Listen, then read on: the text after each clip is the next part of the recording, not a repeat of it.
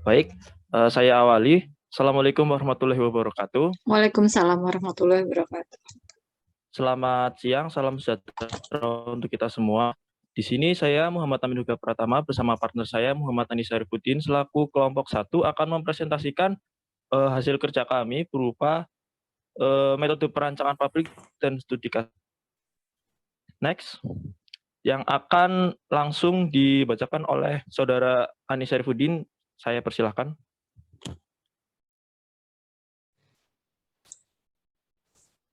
Baik, saya mulai. Yang pertama, metode perancangan pabrik.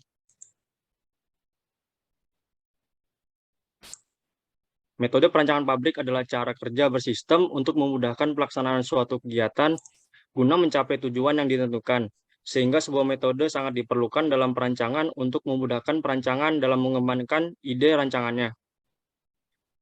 Kemudian permasalahan. Yang pertama, apa jenis metode perancangan pabrik pada studi kasus, dan yang kedua, mengapa perbedaan jenis bahan awal dapat berpengaruh terhadap metode perancangan pabrik. Yang kemudian adalah studi kasus yang akan dijelaskan oleh rekan saya. Terima kasih, Saudara Anis Syarifuddin.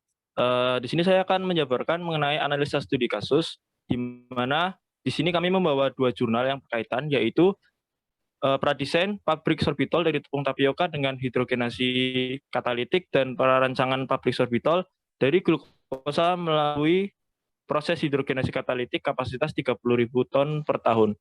Di sini kedua jurnal sama-sama memproduksi sorbitol, namun menggunakan bahan dasar yang berbeda. Yang satu menggunakan tepung tapioka dan yang satu langsung menggunakan bahan baku glukosa. Next.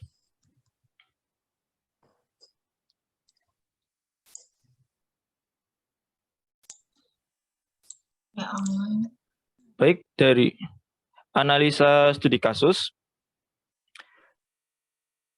diawali dari jenis metode rancangan pabrik. Di sini dari kedua jurnal dapat diketahui bahwa kedua kasus tersebut merupakan rancangan yang termasuk ke dalam detailed estimate design. Mengapa demikian? Karena Pak Bud sama-sama menjabarkan di dalamnya terkait dengan biaya dan kemungkinan profit yang akan didapat apabila pabrik yang dirancang itu didirikan di kemudian hari beserta dengan analisis dan kalkulasinya. Kemudian peralatan-peralatan yang digunakan dituliskan namun tidak dijelaskan secara spesifik satu persatu. Kemudian untuk draftnya sendiri masih disampaikan dalam bentuk yang masih dini dan belum terdapat rancangan biru dan lain sebagainya, sehingga di sini kami menentukan bahwa kedua jurnal tersebut, yaitu pembuatan sorbitol baik menggunakan tepung tapioka maupun menggunakan bahan dasar glukosa, sama-sama merupakan rancangan yang termasuk dalam detailed estimate design. Selanjutnya, dari kedua jurnal tersebut diketahui bahwa menggunakan bahan yang berbeda, yaitu di mana satu menggunakan tepung tapioka dan yang satu menggunakan bahan langsung glukosa.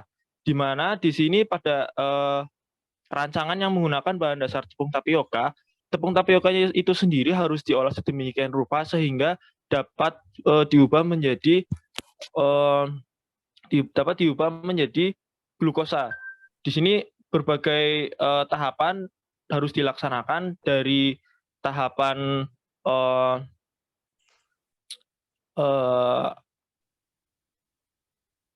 penyiapan bahan bakunya, kemudian melakukan diubah sedemikian rupa untuk diubah menjadi pati, kemudian sakarinisasi, dan lalu dihasilkan menjadi glukosa, baru diolah dan direaksikan dengan gas hidrogen untuk dilaksanakan reaksi hidrogenasi katalitik. Sedangkan untuk yang satu menggunakan bahan langsung glukosa tanpa melalui proses sebelumnya, sehingga bahan baku langsung dapat diolah dan langsung dapat dilaksanakan reaksi di reaktor untuk menghasilkan produk sorbitol.